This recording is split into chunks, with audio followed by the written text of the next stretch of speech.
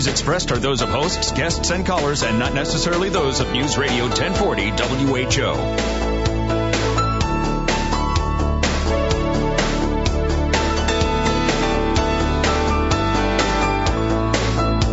We're going to have a very interesting morning. We're going to have experts from all kinds of different fields later, too. We may have some open line time, but the first hour, though, this is sort of a follow-up of a program we had earlier, a couple of weeks ago, and we got involved in evaluating a video dealing with the issue of geoengineering.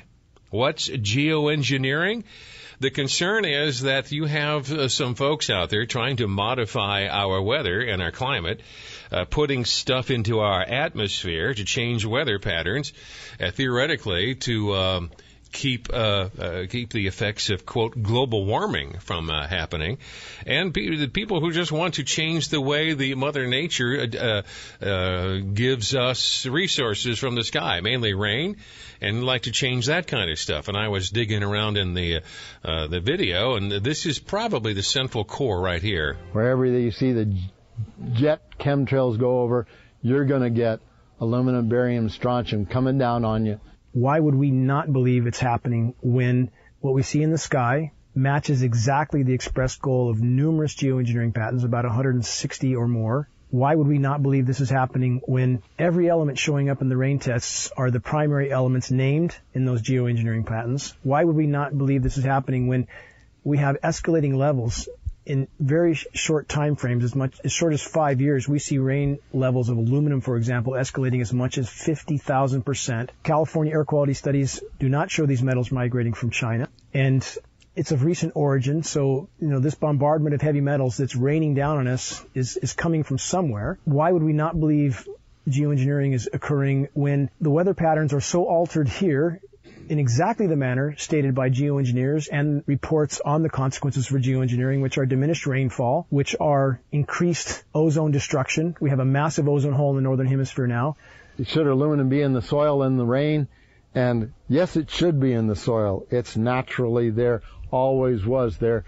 And should it be in the rain? Well, absolutely not. Well, that is the central core, I think. Dane Wigington is one of the producers of the documentary that I was just playing some sound from. Former Bechtel Power Corporation employee, contractor now in California and in Arizona. He was recently featured, his residence was recently featured in the cover edition of one of these renewable energy magazines called Home Power. Has a 1,600-acre wildlife reserve in Northern California where he lives. He's a lead researcher for GeoEngineeringWatch.org. Well, that was your voice, Dane, and state any more of the central premise of your concern. Thanks for shining light on this subject again, Jan. And the concern is that nobody has the right to play God with the weather. Any such notion should be seen as the insanity it is. And again, we have a mountain of documents to show that these programs have existed since at least the late 40s. And these documents are from the government, such as NASA and other governmental agencies. So, we have quite a paper trail to verify the long history of these programs that have now grown into such a global effect on the weather that it's really disrupting all the climate natural systems. I was watching your documentary a few minutes ago, and you looked at China, and you said the Chinese have been doing this and have been trying to change their weather patterns. They were doing so with such vigor that you assert in your video that they caused about $1 billion to their own economy. They either overdid it or screwed up. Actually, not my assertion, Jen. If people look this up, they can look up Chinese scientists create artificial snowstorms, and this was covered on mainstream media. They were not secretive about this, and their openness with their Bureau of Weather Modification. But when they did $1 billion worth of damage to Beijing, which they openly admitted, and people can look this up online. Don't want anybody to believe what I say. They can see the stats and data around these weather modification events. So did they quit? No, it appears they haven't quit. They just simply quit publicizing. I mean, we see the same sorts of events happening, but they were very open about it up until that time. I mean, they were not trying to be covert, but that's why there is some stories on mainstream media about that. But people will find numerous articles from mainstream sources about their weather modification activities. Chinese scientists create artificial snowstorms, I know, is one of the main stories. You imply that in the video there that the pollution or the aluminum stuff that we find in the rain is not caused by the Chinese. We're doing it to ourselves? We have studies. For example, CARB, California Air Resources Board, has extensively studied the aerosols coming from China. And heavy metals are not amongst those aerosols, with the exception of mercury, which converts to a gaseous state. So heavy metals like aluminum and barium don't just float across oceans. Again, and these metals were not here before. We have very extensive USDA soil studies on the soil pHs throughout Northern California. I mean, I have huge manuals here from the USDA, and our soil pHs here, which were previously acidic in the 5.4, 5.5 range, right, are now up to 6.6, 6.8. This has happened in the last 10 years, Jan, so something right, very profound is going on. And the metals are here, they're in the rain, now they're in the soil, and we see the pH changes accordingly. One last question here before we introduce our in-studio skeptic here in just a second. Are we talking about weather modification, simply just trying to make some clouds rain in a specific spot? Or are we talking about climate changes in climate management? Is there a difference in your mind? There is a difference. To alter the weather, there are many small and published weather modification programs throughout the continental U.S. About 150 per year are openly published from counties and states.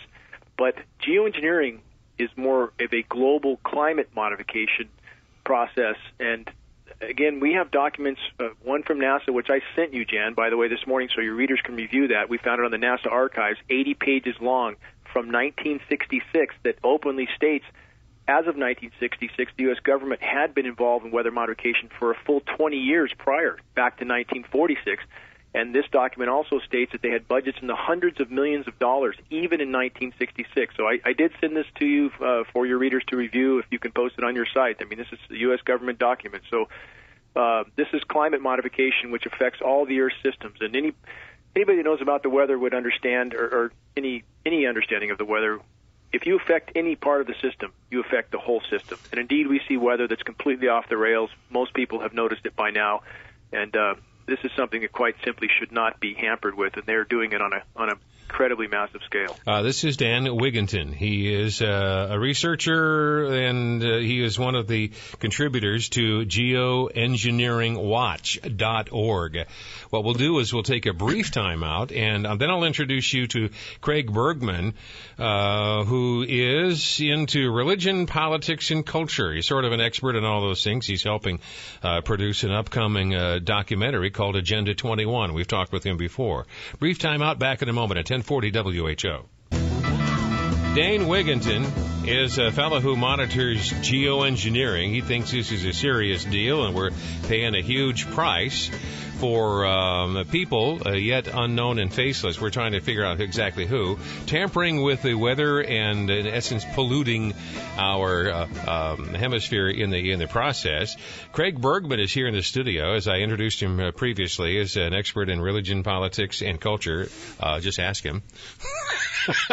And Agenda 21 is the think piece you guys are working on. You've been listening, and you've heard Dane Wigington. What do you think about this? Well, Jan, I thank you first for having me on your show. You know, when I was listening the other week, I just called in to pretty much say, you know, come on, Jan, what are you doing? You're a credible Marconi-winning talk show host. You talk about all the issues in our culture that are right on the money. You have what's needed to advance the conservative cause, and now you're having this on there. And I just thought, somebody's got to come on there and say, rescue me? Yeah, really. Oh, okay. I mean, this is an save intervention? the movement. Yeah, this is an intervention. All right. So what's your problem, though, with what Dane was saying? Well, I want to cover a couple things first. First, geoengineering is a real theory. So what we have here, I better set the premise. There is a thing called rat poison. And rat poison is not poison. It's 99% good food with just a little bit of poison in it that will kill you. And that's what these kind of whack job theories are, and I'm just going to call them what they are. And this is one of them. This is not legitimate. There is no science behind it. It is a conjecture, and it's a far-fetched one when we walk through what I'll do later, simple math. But I want to start with, yes, geoengineering is a real theory. There are really people who believe this can be scientifically possible. They have spent millions of dollars on it, almost all of them on the environmental wacko left of the world. Because here's what it is. To believe in this theory, to believe that geoengineering is even possible, you have to accept the very foundation, the very premise, the very cornerstone of the leftist wacko environmental movement, that man, through his own efforts, is capable of radically altering our climate and our environment. If you believe that, then you better believe in global warming. You better send your money to Al Gore and send your money to this guy, because they're going to, be working together. If you reject that premise, if you think I'm skeptical of that premise, if you're not sure, then you're a rational, sane, objective conservative, and we can have a dialogue. But if you already believe that man can do that, if you believe, rolling down your window and running your air conditioner a little extra long, spraying some hairspray, using underarm deodorant, these kind of things are going to change the world, there's no hope. You're done. You might as well not even bother to call in. And so I would like to say that the most important thing, and you asked the question, Jan, you said, is geoengineering, climate control, and weather modification the same thing? He said, oh no, they're different. And I totally agree, they are completely different. And then he went on to use a dozen examples of weather modification that proves geoengineering. Okay, they are completely different. Think of the issue of immigration and think of the issue of border control. They are closely related, but they are not the same issue. We have problems with immigration that don't relate to border control at all. And we have border control issues that aren't immigration. The people sneaking across our border are not immigrants, they're criminals. And we have to use the right language on every debate that we get into, or we're not going to get anywhere. So I have three generic premises. I'll hit them real quick, and then we can take them apart. The first one is, no one is actually doing geoengineering. It is a theory. And it's a theory like people study quantum mechanics and time travel and cold fusion. Universities spend millions and millions of dollars studying all kinds of things that go nowhere. And this has gone nowhere. The second thing is, weather control has been around since the 1900s, since man invented an airplane and was able to fly up and actually look at clouds for the first time and not just see them from the ground as a primitive primate. He said, well, these are full of water vapor. I bet if we put some silver or particles in it, we could make them a little bit heavier, and instead of blowing over the top of us, they would fall and rain on us. And they do that. Sure, they invented snow in China. We put snow up on the mountains in Aspen when it doesn't snow up there. But as you look around at the larger weather patterns, he was just talking about the dry, dry, dry. Well, last year we were dry, dry, dry. This year we're wet, wet, wet. And you know what? I've been in Iowa my whole life, 48 years, and I can remember flood, flood, flood, drought, drought, drought, farm crisis, not farm crisis. It's called weather. We have the joke in Iowa where we say, if you don't like the weather in Iowa, what? Wait 20 minutes. It'll change. Yeah. So, that's why they've went to this thing called climate change, because they really are trying to blur the distinction between weather and climate, because they are pushing an agenda. All right. And so those are my points. All right. Dane, you've been listening patiently. Go ahead.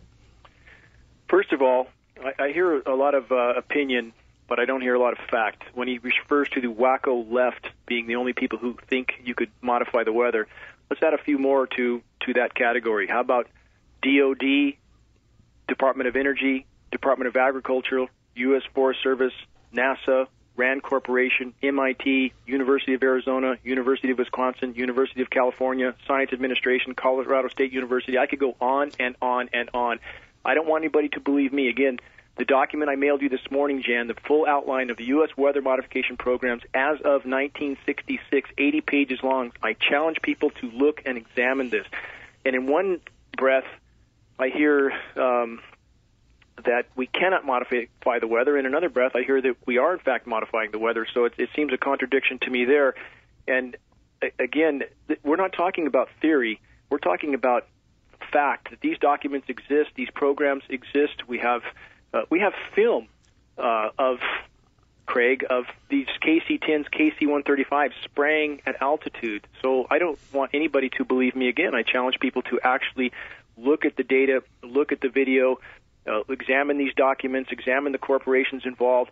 So apparently, if you're right, and all these agencies, governmental agencies, huge universities, apparently all of them are confused that they can't affect the weather. And when you say the weather is perfectly normal and that it's raining where you're at, well, if somebody looks at the U.S. drought monitor, and people can look this up online, maybe it's nice and wet where you're at, Craig, but here we are in absolute all-time record drought, and that's exactly what we would expect when people meddle with the weather.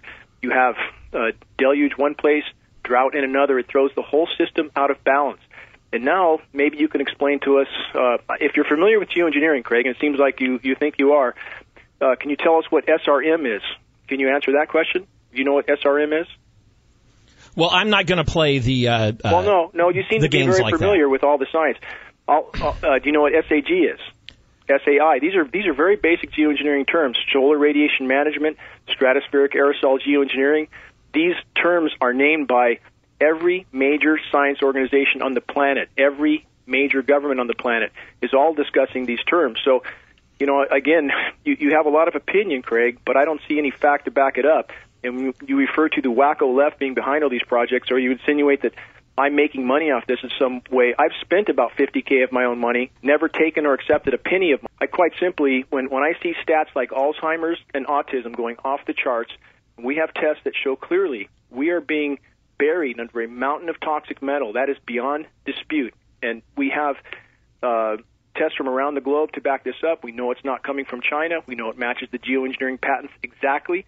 We know we have global dimming, another important term that people should look up. Hang on, Dane, because that's goes to a chunk of sound I did capture this morning. I thought it was kind of interesting. I'd like a comment from both of you on this. There are simply too many dots here that connect.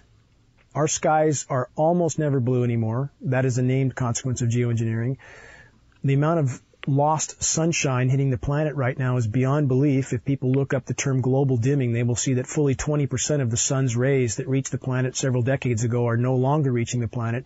I mean, that's a profound change that few people even know is occurring. And you have very visible occurrences in the sky from the aircraft, a very visible sun-blocking, expanding, dingy trails that are exactly what geoengineering patents describe. Heavy aluminum, I'm talking like in the 40s and 50s up to 3,000, 4,000, 5,000. That's still common. That's interesting, Dane. Who was that fellow speaking? That fellow is a U.S. Forest Service biologist, 35-year service to the U.S. Forest Service, degrees as long as your arm. And Francis has measured the aquatic insect life in Northern California, for example, which has declined 90% in the last 10 years because of this massive amount of aluminum flowing through our streams at this point. So, again, I just want to state that Craig asked everybody to believe what he thinks, and I'm only asking everybody to investigate the facts. And again, when you have agencies like Department of Defense, Department of Energy, Department of Agriculture, U.S. Forest Service, NASA, all these other universities I named, they're all involved with geoengineering programs and research. And this can be found, again, only one place of many, on the document I sent you, Jan. I hope you could post it. Now, there's one question I asked you last time you were on with us, and one I'm still curious about, and I'd like some greater specificity if you have it. Who exactly are the managing agencies that are giving permission for specific flights to release specific amounts of whatever it is into the atmosphere? Where are the paper trails? Where are the specific accountabilities for these whomever they are and whoever flying the plane? And do we have a specific chain of evidence that we can point to with indisputable specificity? Well, if you're asking for a government agency to admit that they're in, their part in each of these programs, we're not going to find that. Just like we things with Agent Orange, depleted uranium, and a lot of other issues that we could go into. Well, I'm just looking. People keep sending me videos and pictures of they say they've taken right here in Iowa of chemtrails and of particular flights, and I recorded this on this specific day, and this is over my house, and this is well, wouldn't there be logs? Wouldn't there be people that you could ask? They say, who were those guys and who told them to do that? I mean, this seems like this would be a difficult thing to keep under wraps for very long. Even for a good example of that is the NSA had to admit that it's monitoring all the cell phone activity of Verizon. I mean, that was rumor 2 or 3 years ago. Now, finally, it's come out that it's actually the occasion, and it's real. We can prove it. As far as keeping it under wraps, let's look at what happens to whistleblowers. In the case of those that blow the whistle on Wall Street, for example, the whistleblower usually ends up in jail, and all the criminals end up on their merry way. And I've personally spoken to NOAA scientists, USDA scientists, U.S. Forest Service scientists, all of whom know these programs are going on, but they're absolutely unwilling to speak out on the record for obvious reasons. You know, those who try are severely punished, and we see that with the Wall Street bit going on. And on the weather trading derivatives, and back to follow the money, this is what people should understand, especially with farming, Jan. We have weather trading derivatives where they are making money. There is a full gaming casino on Wall Street that is ultimately backed by the weather makers to make money off of weather derivatives. This is hard science fact. So people can look this up and start to connect the money dots on this, that, you know, it's ultimately all about money and power. And again, we have other documents owning the weather. Hang on, Dane. Dane Wigington is concerned about the chemtrails. My in-studio guest, Craig Bergman, thinks it's not worth our time even to ponder this. He thinks it's all a big scam. And we're again discussing chemtrails, and Craig, it's your turn. Well, thank you, Jan. He was just throwing so many things out there. It's the classic throw everything against the wall and see what it sticks. And so I should have been taking notes on here. I didn't realize he was just going to go on this kind of monologue. I thought we'd have a lot more back and forth. But nevertheless, I'll take the few minutes we have here and try to You're run down. Welcome to go back and forth if you'd like. Well, I tried, and he was talking over me, and I didn't want to be rude. So essentially what we have is, and I have to start with where he was. First of all, quiet, Craig. I was completely quiet in the monologue. I just simply stated facts, and the agencies involved, hard facts with hard statements of which agencies are involved with this. That's not just a monologue, is it? You wanted facts, I gave you facts. Go ahead. Let's take a look at them. But first, I have to go back to your first premise. I said at the top of the thing, there is a difference between weather and climate. You continue to accuse me of blurring those two while you're the one actually blurring them. So let's just set that aside. Of course, people have been trying to influence the weather. That is not what geoengineering is. That is not what these chemtrails are about. That is not what you're peddling there. And you're diffusing it on purpose. What do you base that on? How do you know that these are not geoengineering? How do you conclusively state that? What do you base that on? You conclusively base that on the fact that everyone knows that they're doing weather modification, that they're making it rain or not making it rain or trying to do that. And these are all the public things. Every one of these public documents and public agencies you go to is about weather modification, which is known and proven. And then you say, ergo, therefore, geoengineering. And there's no ergo, there's no therefore. But let me finish. Sir, you've had almost this half show here. Well, I'm just confused because you said they can't modify the weather, but now you're saying they can. I didn't say they can't modify the weather. Go ahead. I said they cannot change the climate of the planet, period. Next topic. What do you base that on? Okay, look. What we're doing here is we are debunking a theory that is impossible. But give us some facts, Craig. I just want some facts to back up your statement. I could sit here and do a ton of facts. You want some ton of facts? Please. The chemical companies on the earth produce about 5 billion tons of chemicals per year total. Every chemical on the earth is regulated and controlled by the governments on the earth. Okay? Your average aircraft, do you know how many aircraft there are in the world? Jan, you have any idea? No clue. Pick a number. Just share it out there. 150,000. Well, there's a few more than that. There's about 450,000, counting everything. Helicopters, ultralights, because they're all regulated. They all have to have tags. They all have to have permits. Everything is there. The total volume, cubical, that an aircraft can carry on average when you add them all up and all the registered things about 2,000 cubic feet, only which of 10% is available for space. So what you would have to be talking about to have 5 billion tons of the chemicals we know. I mean, that's bleach, that's polyester, that's detergents, that's farm pesticides, that's military grade weapons, that's everything. The math, when you do this, you would require 40 million aircraft to be in the air to disperse to take care of the volume of land versus the volume of atmosphere. Craig, where are you getting any of these figures? What is it? They're all right there on Wiki. What does it have to do with anything is my point. I mean, I don't understand where you're going with this. It has nothing to do with geoengineering. It has nothing to do with the payloads that KC-10s carry, KC-135s, the 20 million tons. There aren't enough of them to make any impact. That's what I'm trying to say. The volume of the atmosphere is 300 million times the volume of the arable land on the Earth. So I think your point is, even if they wanted to, they couldn't. They couldn't. There's no science for it. There's no math for it. They couldn't do this. But the real thing is, Jan, and you asked it in your previous question, and I just have to hit it on here. He talked about these government agencies. Yes, they're all liberal. The Department of Agriculture, absolutely. Look what they're doing with the Farm Bill. 80% of it is welfare. Okay? So obviously they're all in on that together, and that's a real problem that we have. But here's some of the facts we just have to get out there. You have whistleblowers. We have whistleblowers on Benghazi. We have people that have given their life to whistleblow. And you tell me there's no YouTube video, not of a bunch of smoke in the sky, but there's no YouTube video of a guy hooking a hose up to a plane, guaranteeing what the thing is, popping it off, looking at the extra tanks of this, doing the volume measurement. How many airplanes would they take to have? How many chemicals? Where are they getting them from? There's no paper trail at all, Jan. There are more photos of UFOs, Bigfoot, and the Loch Ness Monster. I don't know where you're going with this, Craig. We have video of KC-10 spraying at altitude. Anybody can look. They can see the nozzles. They can see the spray coming on and off. I mean, we have absolute They're not what you say they are. Pardon me? Those are contrails. They are not chemtrails. There is no spraying. There is no substance for it. There is no volume for it. Then I challenge people to look themselves, because contrails don't come out of spray nozzles on the back of aircraft, Craig. Show me a real spray nozzle with a high-resolution camera. You know what? I challenge people to look for themselves. And again, semantics are very important here. The term chemtrails leads exactly where perhaps Craig has gone. Maybe that's why he has his opinion of conspiracy theory, because that's what you find if you look up the term chemtrails. If you look up the term geoengineering, you'll find hard science. That's why you've changed it. Why I changed it? I never climate changed the term. change.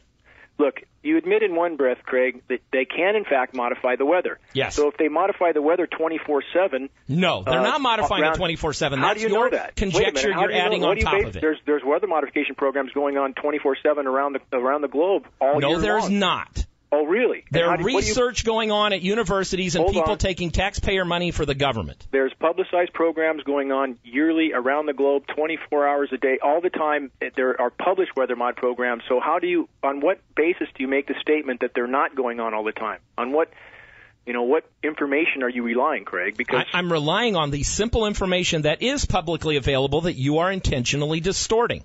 I'm distorting it? Look, I'm only asking people to investigate this, and you don't cite a single source. I want them to investigate it, too. You don't cite a single source, though. You make a statement that they're not modifying the weather constantly, yet you cite no source. Hang on, Dane. I have a question here for both of you, particularly Dane to begin with. Let's assume, for the sake of the discussion, that everything that you suspect, everything that you're worried about, is actually going on, and that you have all these political jurisdictions, nameless, faceless, and otherwise. Well, they're not nameless and faceless, though. I mean, we have DOD, DOE, okay, Department of Ag. Let's just assume all that's true. It's on the record, though, Jan. It truly is on the record. Assuming that it's true, what's the worst that can happen? Are you saying that they're doing it and messing up? Or they're doing it and then they're in the process of trying to do something they think is the right thing. They're doing a lot of unintended damage that the rest of us are paying for. What's the worst that can happen if your theory is correct, Dane? Well, let's ask the people of Oklahoma, how they think the weather is down their way. And the weather disasters are increasing radically around the globe. But Dane, that's been called a tornado belt for as long as I can remember. Yeah, see, he's talking weather Hold on, again, that was the strongest tornado ever recorded in many aspects. It broke many records.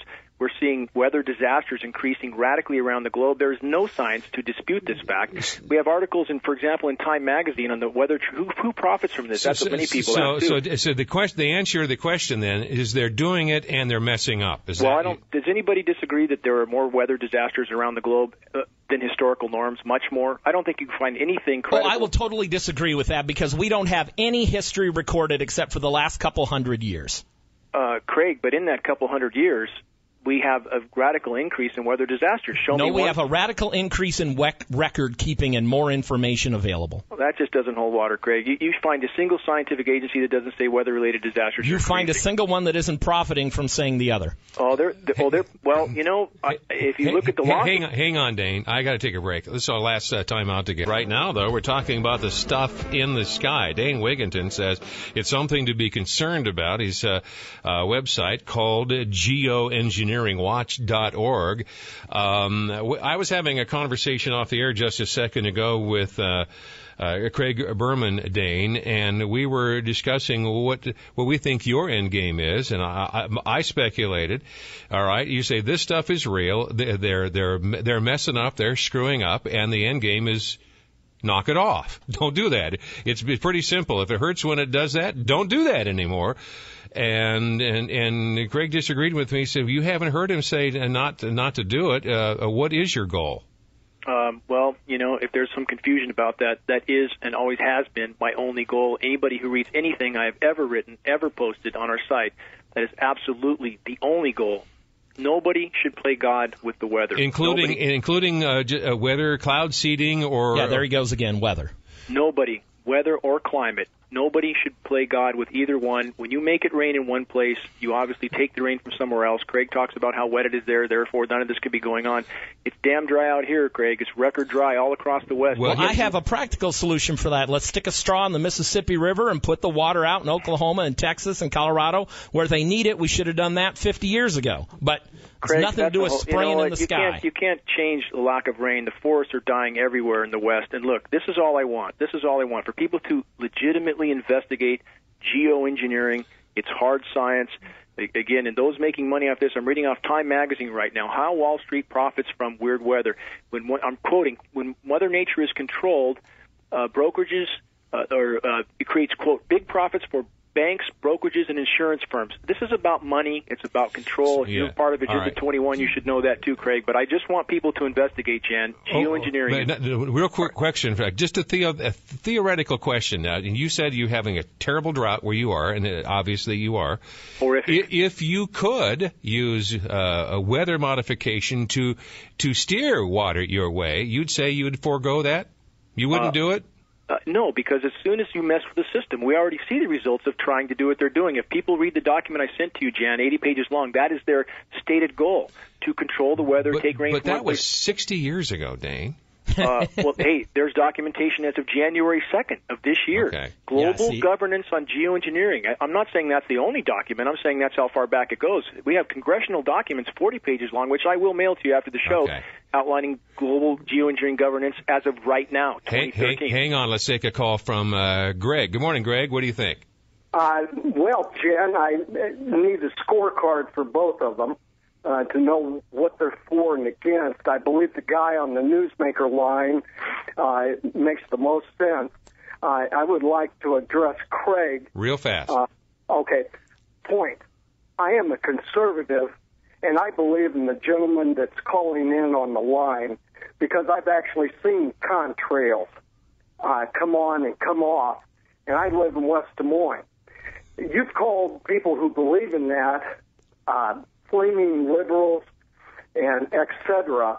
I'm a conservative, sir, and I'm not a wingnut, nor am I unintelligent.